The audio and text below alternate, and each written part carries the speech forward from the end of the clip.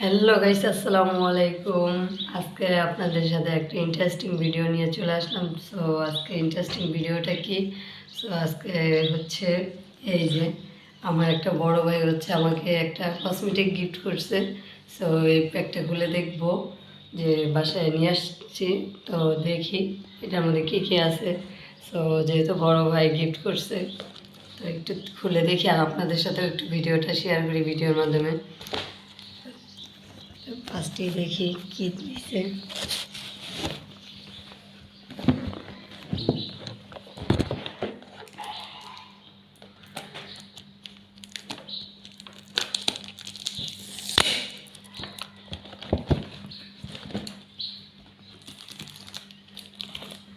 Wow, এখানে হচ্ছে guys যে এগুলো কসমেটিক।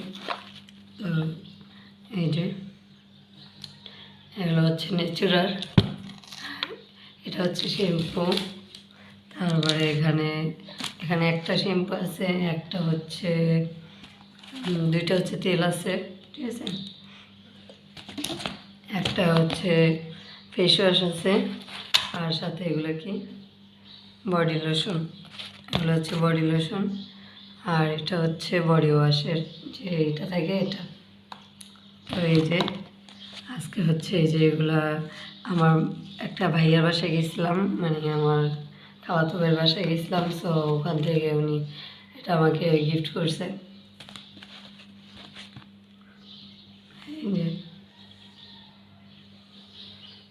এখনো পর্যন্ত খোলা হয়নি, তো আমাকে বললো যে ইউজ করে দেখ যে কীরকম হয়। আমি অনেক প্রোডাক্ট ইউজ করছি, মানে ভালো ভালো অনেক প্রোডাক্ট ইউজ করছি, কিন্তু আমার অ্যালার্জির কারণে মানে আমার শ্যুট করে নাই, যে মুখে ঢুকে মানে যে কোনো জায়গায় মানে উঠে যায়, র্যাশ উঠে যায়, যার কারণে আমি বেশি হচ্ছে এগুলো ইউজ করতে পারি না। সো দেখি এটা ফার্স্ট টাইম ইউজ করে যেটা কেমন মানে হয়, তারপরে বোঝা যাবে। এই তেলটা হচ্ছে পেঁয়াজের তেল। এই যে পেঁয়াজ আর হচ্ছে আদা, দেখো এটা হচ্ছে পেঁয়াজ আর আদার তেল। এটা দিলে মনে হয় চুল বড় হয়।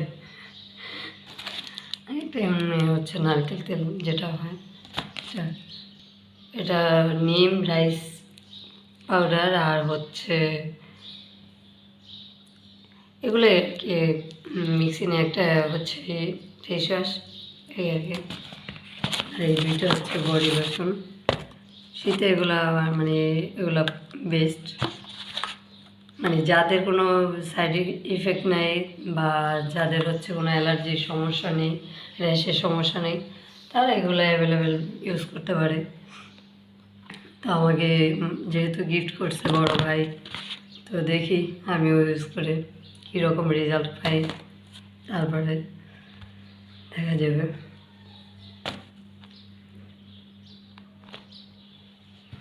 তো গাইস, আমিও খুলে দেখলাম একটা কী আছে, তো আপনাদের সাথেও শেয়ার করলাম।